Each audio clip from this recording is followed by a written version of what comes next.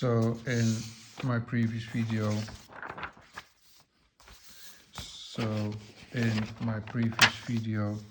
we spoke about the various forms of phosphenes and manifestations of phosphenes. I refer to my previous video, and I again contemplated a bit the Red Book of Carl Gustav Jung, which is a very interesting document. We just walked through it. A couple of illustrations of Jung are extremely in line with the hypothesis that Jung developed his idea about the collective unconscious and the various symbols in the collective unconscious and the archetypes based on his visions of phosphenes. Because the first phosphene model I discussed yesterday is the slow going around patterns like waves. Here on this painting of Carl Gustav Jung you see the waves everywhere, and this is very classical phosphene color, dark blue with gold, and in that phosphene pattern you see a black and white pattern happening here, and every neurologist will directly recognize this as a phenomenon which happens in the period just before a very severe headache related to migraine. This is a migraine equivalent. It always starts in the corner of the vision and it's very bright, and from this fractal, from this migraine fractal, other color fractals happen, and they can look like here this painting like a man or an individual or a being which emerges from this fractal.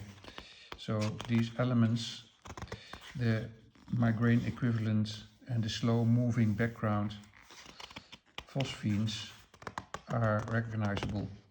And then here we see again dark red background and the wave pattern with the migraine equivalent, which is a fractalized snake.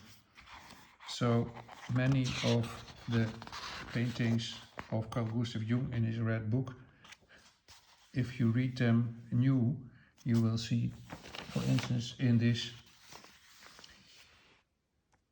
systemacy of movements of phosphenes, I explained the grids which happen and the grids in which other phenomena arise.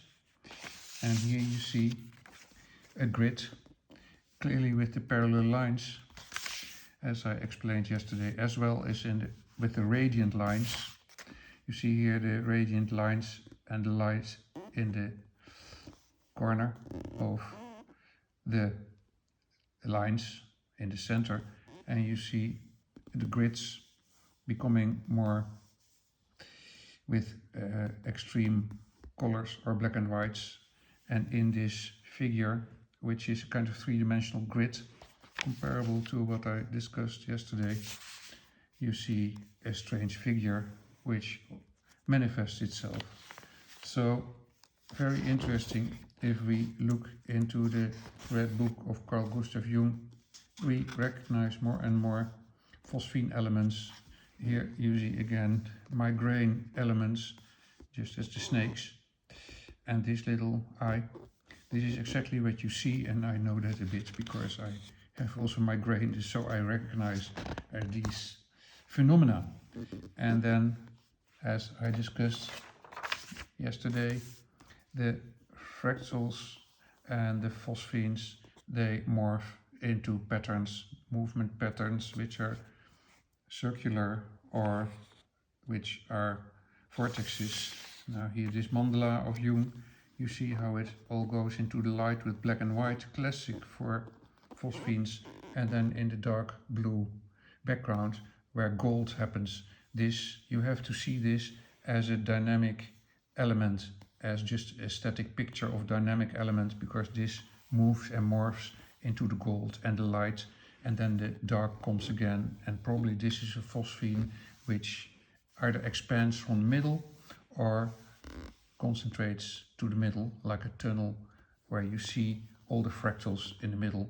So the systemacy I discussed of the movements of the Phosphenes just based on own Phosphene meditation points out that much of the artwork of Carl Gustav Jung in his famous Red Book, which I admire quite a bit, are probably based on his visions of Phosphenes when he meditated.